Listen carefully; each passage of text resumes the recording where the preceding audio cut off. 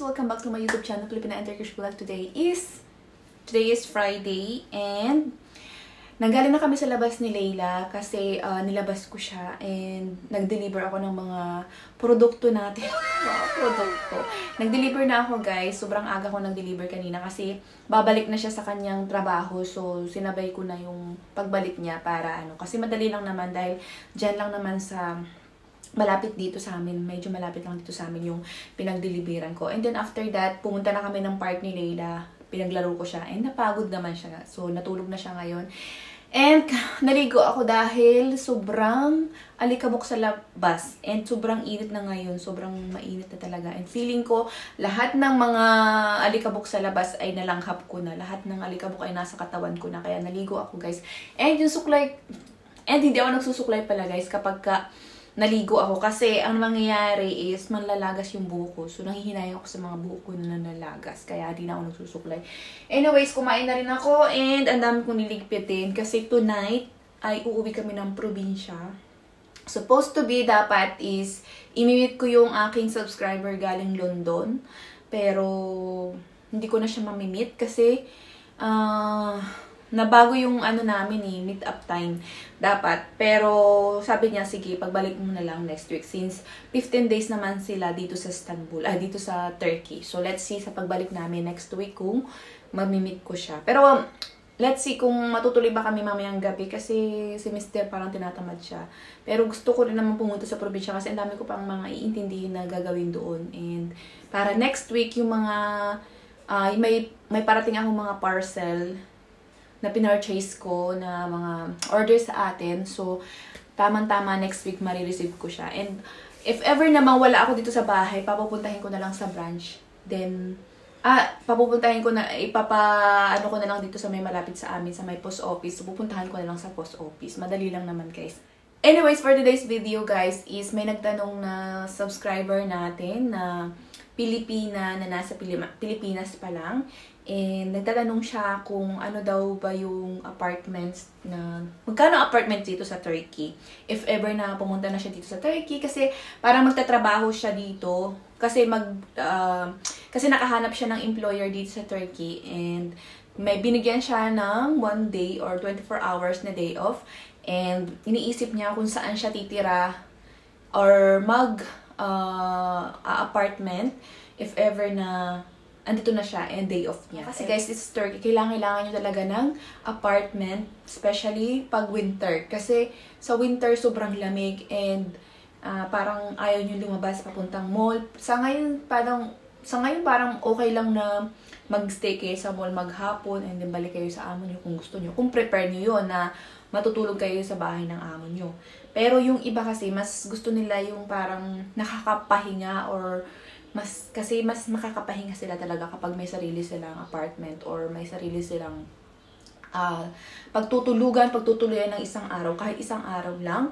Kasi kung sa amo pa rin sila magstay, parang hindi rin sila makakaresto dahil syempre kung lalo na ang alaga nyo is bata, tapos yung bata masyadong malapit sa inyo, pupunta-punta doon sa kwarto nyo, and then lalaroin ka, tapos mag-iingay yung mga amo. So, parang hindi ka rin makaka-relax, hindi ka rin hindi mo rin ma-feel yung day off mo, diba? Ganon. So, kaya, mas prepare ng ating mga kasister o mga kababayan natin, ng mga Pilipina na nagtatrabaho dito sa Turkey as a nanny is mag-apartment sila or mag-rent sila ng apartment. So, ang apartment dito, guys, is depende po yan sa location kung saan kayo magre-rent or saan kayo. Depende po yan sa location kung saan kayo mag-rent. And depende din po yan sa klase ng bahay. And depende din yan sa ilang tao kayo na nakatira dun sa bahay. So dito naman, wala naman silang problema kung ilang tao pa o ilang person pa yung nasa isang bahay. Kasi dito, yung mga bahay dito, or yung apartment dito is isang buong bahay siya. Mayroong mayroong 2+1, mayroong 3+1, ganyan. So, ang pinakamaliit yung parang studio type or 1+1, yung isa lang ang room, tapos pero bukod pa rin yung CR. So, yun lang, pero kunting-kunti lang yung may mga ganyan. Usually, doon lang yan sa mga area na parang pang-student, ganyan.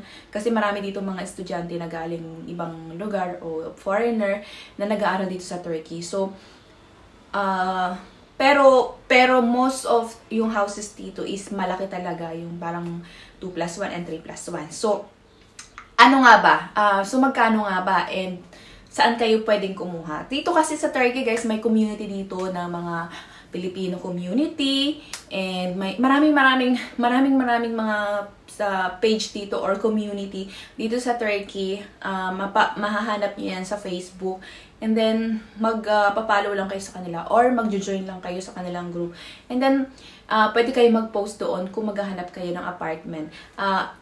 Like for example, maghahanap kayo ng apartment and gusto nyong maghahanap kayo ng apartment, pero doon sa apartment na yun, depende kung ilang tao kayo, ilang Pilipina kayo na nandoon. Since iba-iba naman kasi ng day off ng mga Pilipina, so hindi kayo usually nagkakasabay ng mga day off. So for example, sa isang bahay is, for example lang to guys, for example yung bahay nyo is 2+1. Ibig sabihin ng 2+1 is 2 room. And then, 2 room. So, doon sa room na yun is, parang, anong tawag dito? Kung doon sa room na yun is, mayroong double bed. So, 2 kayong matutulog doon sa 2 room. So, and then sa another room na naman 2, so 4. So, kung okay lang naman sa'yo, kung hindi ka naman maarte, na may ibang tutulog doon sa higaan mo while hindi ka day off. So, depende. Depende guys kung ilan kayong tao sa isang apartment o sa isang bahay. Depende po yan sa inyong prepare o gusto. Kung gusto niyo naman medyo may privacy kayo, gusto niyo i-rent yung isang room, syempre mas mahal. And then yung mga gusto naman yung gano'n na parang okay lang na may matutulog sa bed nyo kapag hindi naman ninyo day off. So medyo mababa yung mga babayaran nyo. Sa pagkakaalam ko sa mga kaibigan ko na nagre-rent din dito, ang binabayaran nila usually is 1,500, 2,000. May kaibigan naman na ako na nirentahan yung isang buong bahay, tapos 2 yung kwarto, tapos 2 silang nag-uupa. 4,000 lang yung bayad nila doon. Pero kasi matagal na silang renter doon, umuupa, kaya hindi tinataasan ng may-ari yung rent ng kanilang bahay. So, ibig sabihin, tig 2,000 sila. Pero, ang kagandahan is, may privacy sila kasi 2 lang silang nakakitira doon sa bahay. Kumbaga, iwas gulo, iwas yung maingay. Kasi dito guys pala para sa inyong kaalaman, sa mga parating pa lang ng mga Pilipina papunta dito sa Turkey, bawal mag-ingay dito ang mga Turkish, lalo na kung ang neighborhood ninyo o mga neighbor ninyo ay medyo mga matatanda na at maingay kayo, i-report kayo niyan, and magugulat na lang kayo, may pulis na pupunta sa inyong bahay at titigilin kayo sa pag-iingay. Kasi dapat susunod kayo sa rules ng bahay. Like, for example, dito sa aming bahay, guys, dito sa building namin, may rules dito. Bawal mag-ingay. Bawal mag-vacuum around or magdabog-dabog o basta yung mag-ingay. Yung kahit na anong klaseng ingay, mag-vacuum, maglinis, or whatever, or sumigaw. Yan yung maraming mga bawal, and bawal ding magsampay sa labas, bawal ding kunyari, may maduming bagay o magtapon ng basura sa labas, bawal yun guys. Maraming bawal dito. So, sa susunod nating videos, i-share ko sa inyo yung mga bawal gawin sa isang apartment o kung nakatira kayo sa isang apartment. But this time, ang video natin is about how much yung rent ninyo sa apartment. So, yun yan, sinabi ko sa inyo, depende kung ilang tao kayo sa isang apartment, and depende din po kung saang lugar kayo magre-rent ng bahay. Usually, yung mga kababayan natin o mga Pilipina na nandito is doon sila nagre-rent sa European side. May place doon na center, kumbaga nandoon lahat yung mga restaurant ng mga Pilipino, mga padalahan, tapos shopping mall. Very easy to access ba kung sa lahat. And ang renta doon is hindi ganun kataasan. Pero kasi nga 'di ba sa inflation is number 1 ang Turkey sa inflation. So sobrang tumaas na talaga yung mga rent dito. So kaya naman medyo tumaas din yung bayad nila sa bahay. And kung nawo-worry naman kayo about sa inyong mga billing, like yung internet, yung gas, yung electric, and yung water.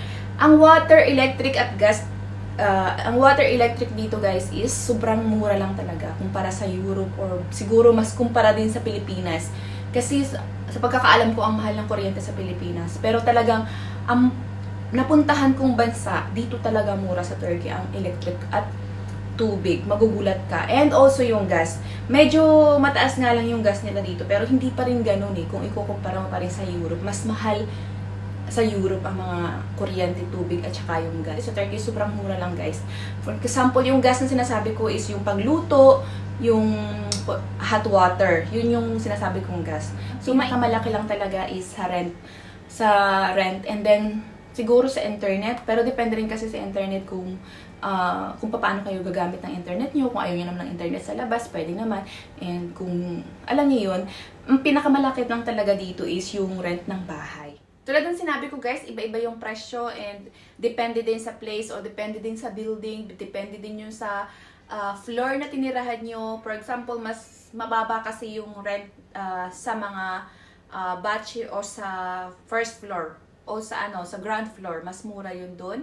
And also, kung gusto niyo naman medyo social yung inyong titirahan, pwede kayong mag-rent sa mga CTC or sa mga parang confound na may mga security, may dito, may parking, mga ganyan. So, depende guys kung saan nyo mas prepare tumira. Pero kung gusto niya naman is yung hindi ka ganun ka high quality or parang okay lang naman sa inyo tumira na mga, parang sa mga simpleng bahay lang, yung sa ground floor, hindi kayo masyadong So, medyo mababa yung rent doon. And, kasi kadalasan naman yung mga kapwa natin, kadalasan naman sa mga kababayan natin sa Turkey is, doon sila nakatira sa may European side, sa may Goltepe. And kung makakarating ka dito sa Turkey, malalaman mo kung saan yung Goltepe na sinasabi ko. Pero doon kasi kadalasan yung mga kababayan natin nagre-rent ng kanilang bahay, and marami doon mga Pilipina. If makapunta ka doon, hindi ka masisiro na makakakita. Kaya kung naghahanap ka man ng bahay or apartment na matitirahan dito sa Turkey, sa iyong day off, pwede kang maghanap or mag-post doon sa community group dito sa Turkey if ever na nandito ka na. So, ayan sis, sana nakatulong ako sa iyong katanungan. And if mayroon ka pang tanong, pwede mo sa akin i-message sa aking mga social media. Like, yung aking Facebook, mas prepare ko sa Facebook kayo mag-message kasi mas active ako sa Facebook. So, yung Facebook ko is same name lang po dito sa aking YouTube channel, Pilipina and Turkish. Facebook naman nun nakalagay. So, ayan guys, thank you so much for watching and see you in my next vlog. Bye-bye!